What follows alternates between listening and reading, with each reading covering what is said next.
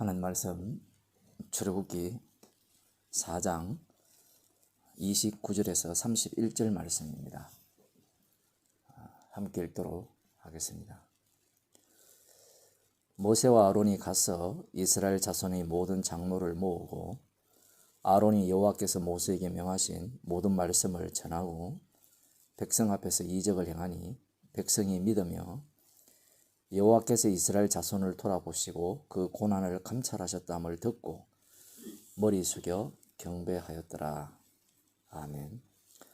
상당히 사건이 급진적이죠. 모세와 아론이 애굽에 내려가서 이스라엘 장로들을 다 모으고 이제 아론이 스피커가 되어서 이제 여호와 하나님께서 모세에게 명하신 모든 말씀을 이 장로들에게 알려줍니다.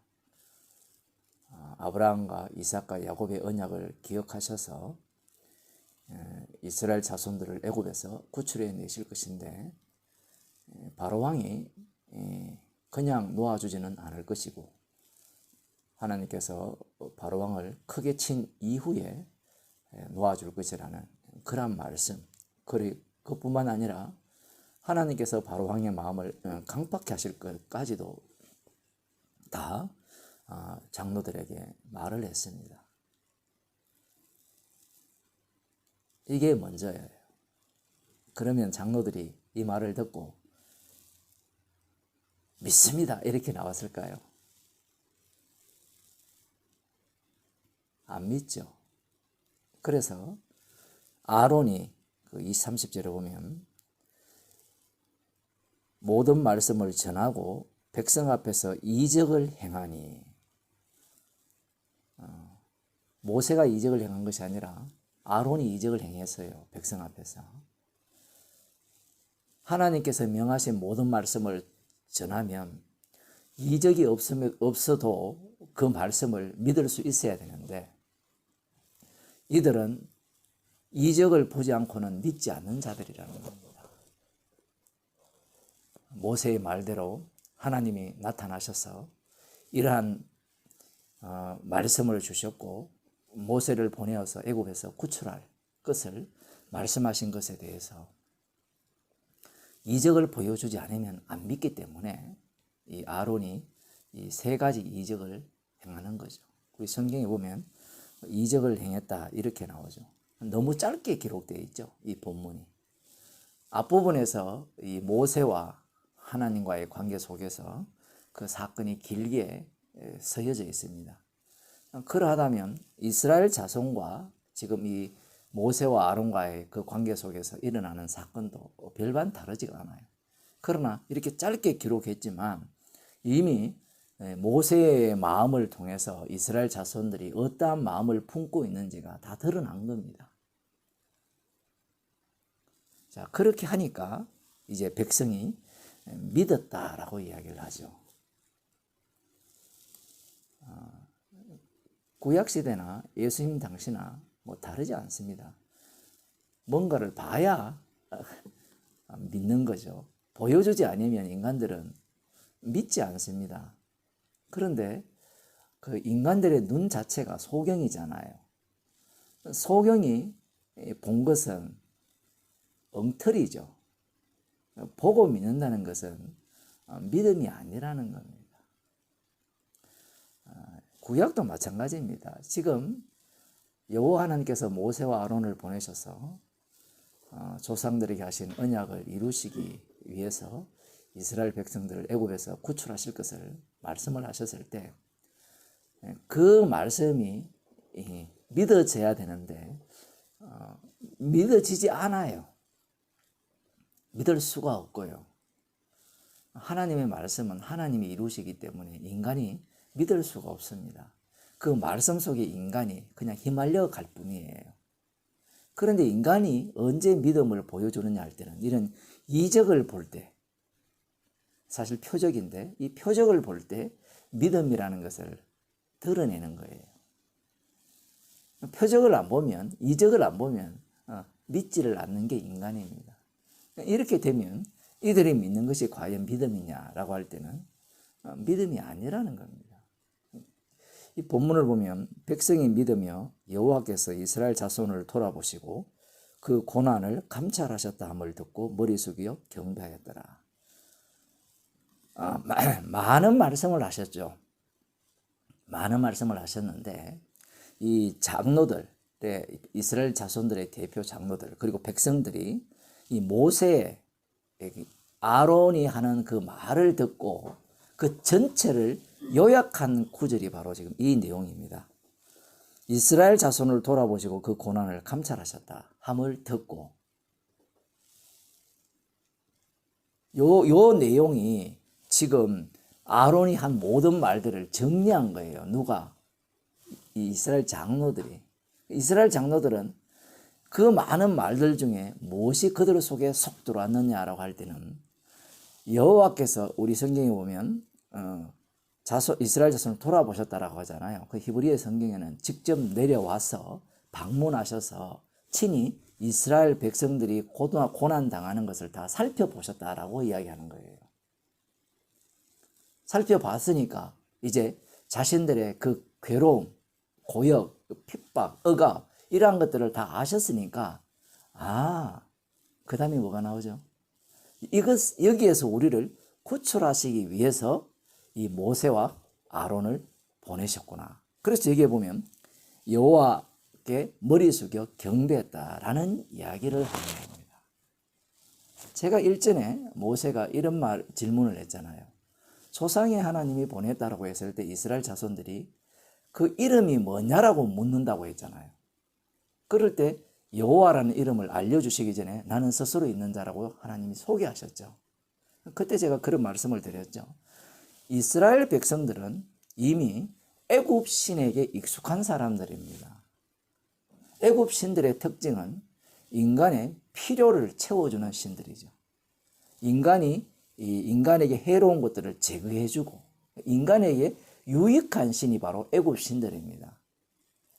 그러한 생각을 이 이스라엘 자손들도 똑같이 갖고 있는 거예요. 그래서 하나님께서 친히 이스라엘 자손들이 사는 이 애굽 땅에 방문하셔서 그들의 고통당하고 고난당하고 핍박당하고 굉장히 어렵게 사는 것들을 다 살펴보셔서 그 다음 이러한 고통 속에서 구원해 줄 것이라는 그러한 하나님으로 이해하고 있다는 사실입니다. 물론 이러한 모습 자체를 통해서 하나님께서 일하시는 데는 전혀 지장이 없어요. 하나님께서 일하실 때는 항상 죄인을 갖고 일하시기 때문에 이게는 구약이거든요. 신약으로 넘어오면 이런 사건이 비슷한 게 나오는데 그 누가복음 17장 11절에서 19절 말씀을 보면 우리들이 너무나 잘 아는 말씀입니다. 예수께서 예루살렘으로 가실 때에 사마리아와 갈릴리 사이로 지나가시다가 한 촌에 들어가시니 문둥병자 10명이 예수를 만나 멀리 서서 소리를 높여 가로되 예수 선생님이여 우리를 긍휼히 여기소서. 문둥병자들이 예수님을 만나게 되었죠. 예수님이 의도적으로 이 길로 지나가신 건데 이 문둥병자들은 예수님이 어떠한 분인가를 소문으로 듣고 다 알고 있는 거예요. 용한 의사라는 겁니다. 쉽게 말하면 저분께 우리가 긍휼을 구하면 여기에는 다윗의 자손이요 이런 내용이 안 나오지만 예수 선생이라고 부르지만 뭐 다윗의 자손이라고 불러든 뭘 부르든 열린 문둥병자의 이 간절한 요청은 자신들의 병이 낫는 겁니다. 그래서 예수 선생이요 우리를 긍휼히 여기소서 이렇게 기도를 한 거죠. 이 열문둥병자는 예수님을 어떤 분으로 보느냐라고 할 때는 병 고치는 분으로 보는 거예요. 이들에게 가장 필요한 것은 문둥병에서 깨끗게 되는 겁니다. 그러면 예수님께서 이러한 병을 고쳤다라는 그 소문이 도니까 당연히 그 예수님이 지나갈 때 소리를 지르는 거예요. 이들이 할 수 있는 게 이게 다입니다. 그 예수님을 자기에게 지금 가장 필요한 부분이 뭐냐? 그것을 채워주시는 분으로서 예수님을 부르는 겁니다. 예수님이요, 예수 선생님 우리를 긍휼히 여기소서. 자, 이 소리를 듣고 예수님께서 제사장들에게 가서 너희 몸을 보이라 이렇게 말씀하셨어요. 곧장 낫게 해주시면 참 좋은데 그렇게 말씀을 하니까 이들이 병 낫는 게 목적이잖아요. 예수님 말씀에 순종을 잘했어요. 그런데 제사장에게 가기도 전에 그들은 가다가 깨끗함을 다 받았어요. 사실은 제사장이 누구냐? 대제사장이 예수님이거든요. 가다가 깨끗함을 받았는데 9명은 제갈 길 가버렸습니다. 병이 나았기 때문에. 어디로 갔을까요? 제사장에 가서 내가 병이 깨끗하게 나았습니다. 확인해 주세요라고 할 수도 있겠죠. 그런데 한 문둥병자, 이 사마리아 사람이죠. 이 사람만이 큰 소리로 하나님께 영광을 돌리며 돌아와 예수의 발 아래 엎드려 감사했습니다. 예수께서 대답하여 가라사대 10사람이 다 깨끗함을 받지 아니하였느냐? 그 9은 어디 있느냐? 이 이방인 외에는 하나님께 영광을 돌리려 돌아온 자가 없느냐 하시고 그 다음 말씀이 중요해요. 그에게 이르시되 일어나 가라. 내 믿음이 너를 구원하였느니라 하시더라. 이 본문을 보면 믿음의 두 종류가 나오죠. 10문둥병자가 똑같은 믿음을 갖고 있었어요. 예수님께 간구를 하면 예수님이 병을 고쳐주실 것이라는, 그리고 예수님의 말씀을 듣기만 하면 병이 나을 것이라는 그런 믿음을 갖고 있었어요. 그런데 예수님께서 병을 고쳐주시니까 그 중에 한 사람만이 예수님께로 돌아왔다라는 사실입니다. 돌아온 자에게 예수님께서 이렇게 말씀하셨죠. 네 믿음이 너를 구원하였느니라. 정말 놀라운 말씀이죠. 이 한 문둥병자, 돌아온 한 문둥병자의 믿음은 믿음의 출처가 어디냐라는 겁니다. 우리가 보기에는 10명 모두 다가 자신에게 필요한 그 깨끗함을 채워줄 분으로서 예수님께 접근을 했죠. 10명 모두가 그렇게 접근을 한 겁니다. 그러나 놀랍게도 한 사람만이 그 접근 방식이 바로 악마적인 믿음임을 알게 된 거예요. 그에게 새로운 믿음이 만들어졌죠. 예수님이 주신 믿음. 십자가 지시고 주가 되신 그분이 보내주시는 성령에 의해서 만들어지는 그 믿음을 이 사람이 소유했던 겁니다. 소유라는 표현을 쓰지만 이 사람이 가졌던 거죠. 그래서 네 믿음이 너를 구원하는 거예요. 그래서 이 사람의 믿음은 자기 게 아니죠. 원천이 주님 겁니다. 주님 거라는 것은 자신의 믿음을 통해서 자신의 몸을 주께서 사용하시는 도구로 마음껏 사용하도록 보여주는 모습을 보이게 되는 거예요. 9 문둥병자의 특징은 무엇이냐라고 할 때는 자기로부터 나온 믿음이기 때문에 결국은 그 믿음은 자기를 위한 것으로 회수되어야 됩니다. 그러니 예수님을 이용할 뿐이죠. 잘 이용했어요? 나 내 갈 길 가겠습니다. 그게 9 문둥병자의 모습이고, 한 문둥병자는 잘 이용해서가 아니라 정반대죠. 내 믿음이 너를 구원했으니까 그 말씀에 의하면 예수님이 이 한 문둥병자를 문둥병 걸리게 하셔서 예수님이 이 사망에서 생명으로 옮기는 분, 자신의 목숨을 대속물로 내어주셔서 죄를 용서하시고 깨끗게 하시는 분, 그분이 바로 심판주가 되시는 그분임을 정확히 하기 위해서 자신은 긍휼의 그릇으로 나머지 9은 진노의 그릇으로 다루신다는 사실을 이 사람은 보게 된 겁니다. 누가 누구를 이용했어요? 주님이 한 문둥병자를 이용한 거죠. 이 이용당한 이 한 문둥병자가 갖고 있는 그 믿음이 바로 주님이 주신 믿음이에요. 마음껏 주님의 믿음을 보이시기 위해서 저를 지금까지 사용하셨고 앞으로도 마음껏 사용하세요라는 그런 태도를 지금 한 문둥병자가 보이고 있다는 사실입니다.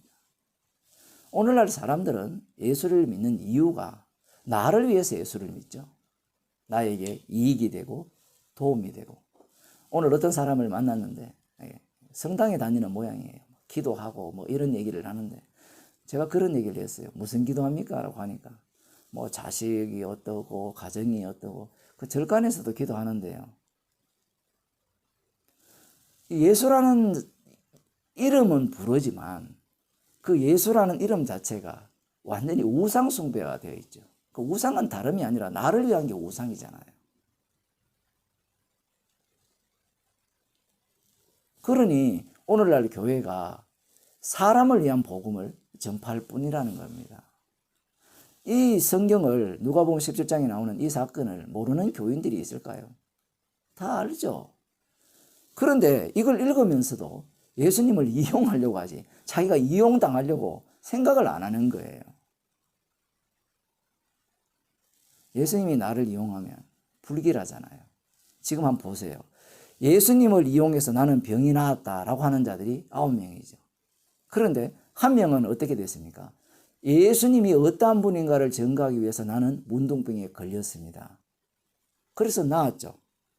우리는 나았다는 데서 이 관심을 둘지 모르지만 이 사람은 이제 예수의 이름 때문에 고난받고 핍박받고 이 세상으로부터 쓰레기 취급받는 그런 인생을 살게 됩니다. 자기 주도권이 없어요. 성령의 인도하심을 따라서 살기 때문에 자기 마음대로 살 수가 없는 그러한 인생이 되어버립니다. 이 모습이 바로 주님께서 자신의 피로 만드신 새로운 피조물의 모습입니다. 기도하시겠습니다. 하나님 아버지, 우리의 본심은 예수님을 이용하려고 하는 그러한 인생이었지만 주께서 그러한 인생들을 죽이시고 우리의 인생을 주를 위한 인생으로 바꾸어 주셔서 새로운 피조물로 만들어 주셔서 십자가의 증인으로 저희들을 사용하여 주심을 감사드립니다. 돌아온 한 문둥병자처럼 주님께 엎드려 감사하는 인생이 되게 하여 주옵소서. 우리에게 주어진 모든 일들이 감사의 내용물임을 늘 기억하게 하시고 피공로로 주어지는 은혜임을 늘 기억하며 감사하는 주의 백성이 되게 하옵소서. 예수님 이름으로 기도드리옵나이다. 아멘.